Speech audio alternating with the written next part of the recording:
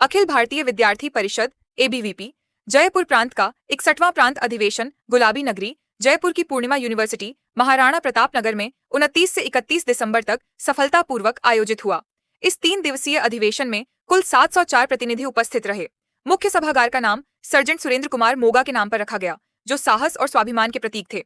अधिवेशन में कर्नाटक के उल्लाल राज्य की शासिका वीरांगना रानी अम्मक्का की भव्य प्रदर्शनी भी लगी, जो युवाओं में शौर्य और राष्ट्रभक्ति की भावना जागृत करने का केंद्र बनी। प्रांत सहमंत्री उमा सैनी और विभाग संयोजक सांगानेर अजय डोई ने प्रेस वार्ता कर उक्त जानकारी दी।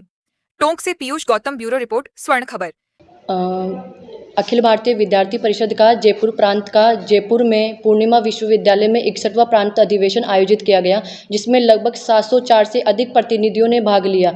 यह अधिवेशन 28 से 31 दिसंबर पूर्णिमा विश्वविद्यालय में आयोजित किया गया। इस अधिवेशन का मुख्य सभागार सार्जेंट सुरेंद्र कुमार जी के नाम पर रखा गया। वह प्रदर्शनी का नाम वीरांगना रानी अम्मक्का देवी चोट्टा के नाम पर रखा गया।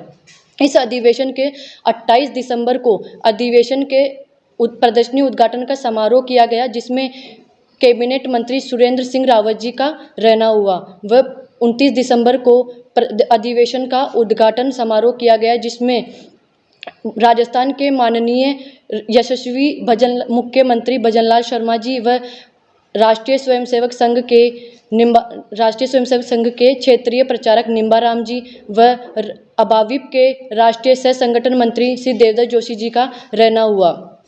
28 दिसंबर को प्रदर्शनी उद्घाटन में माननीय कैबिनेट मंत्री श्री सुरेंद्र सिंह रावत जी का आह्वान रहा। उन्होंने युवाओं को आगामी कार्य के लिए प्रोत्साहन किया गया। 30 दिसंबर को जयपुर अल्बर्ट हॉल में आए हुए जयपुर प्रांत के कोने कोने से आए हुए युवा तरुणाई का भव्य स्वागत किया गया व खुला अधिवेशन रखा गया, जिसमें अभाविप के राष्ट्रीय महामंत्री श्री वीरेंद्र सिंह सोलंकी जी व राष्ट्रीय मंत्री श्री हर्षित ननोमा जी ने जयपुर प्रांत की युवा छात्र नेताओं द्वारा राष्ट्रीय शिक्षा नीति 2020, छात्र संघ चुनाव, महिला सशक्तिकरण व युवाओं में बढ़ते नशे की लत को लेकर विस्तार पूर्वक चर्चाएं की गई। इस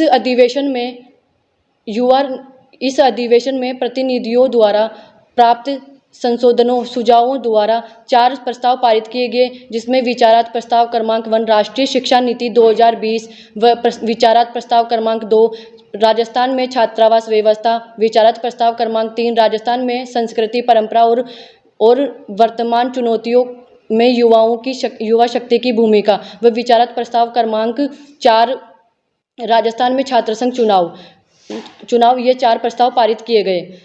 अधिवेशन का समारोह सत्र 31 दिसंबर को किया गया, जिसमें अभाविप के अखिल भारतीय विद्यार्थी परिषद के वर्ष 2025-26 के सत्र के लिए आगामी घोषणाएं की गई व आगामी अभियानों की घोषणाएं की गई कि किन किन विषयों को लेकर विद्यार्थी परिषद आगे कार्यक्रम करने वाली है, योजनाएं करने वाली है। इस अभियान में जैसे कि रानी अम्मक्का की 500वीं जन्म जयंती, भगवान बिरसा मुंडा जयंती व वंदे मातरम के 150वें वर्ष को लेकर अभियान चलाए जाएंगे। वह समारोह सत्र का ध्वजा अवतरण कर समारोह सत्र संपन्न किया गया। ये अखिल भारतीय विद्यार्थी परिषद का 61वां प्रांत अधिवेशन रहा। धन्यवाद। अजय डोई, विभाग संयोजक, अखिल भारतीय विद्यार्थी परिषद सांगानेर।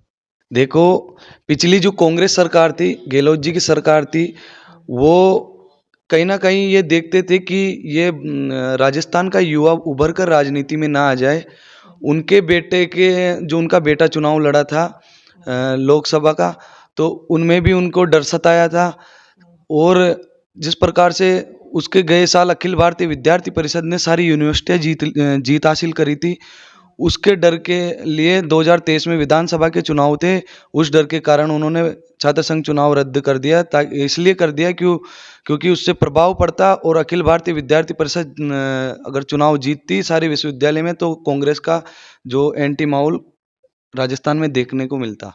तो हम यही छात्र संघ चुनाव के लिए यही अपील करेंगे सरकार से कि अखिल भारतीय विद्यार्थी परिषद एक विश्व का सबसे बड़ा छात्र संगठन है, और हर महाविद्यालय में 365 दिन काम करता है। और भारतीय जनता पार्टी की अभी राजस्थान में सरकार है, तो हम भारतीय जनता पार्टी की सरकार से भी अपील करेंगे कि वो छात्र संघ चुनाव कराए। अगर वो इसके पक्ष में नहीं आती है बीजेपी की सरकार, तो हम उसके खिलाफ भी आंदोलन करेंगे। जैसे कि अखिल भारतीय विद्यार्थी परिषद के 61वें प्रांत अधिवेशन में बताया गया कि वहां पर एक प्रस्ताव पारित किया गया, विचारक प्रस्ताव क्रमांक 1, जिसमें राष्ट्रीय शिक्षा नीति 2020 की भावना के अनुरूप राज्य विश्वविद्यालय और महाविद्यालयों में शैक्षणिक सुदृढ़ता हेतु संरचनात्मक सुधार की आवश्यकता को लेकर मांग करती है।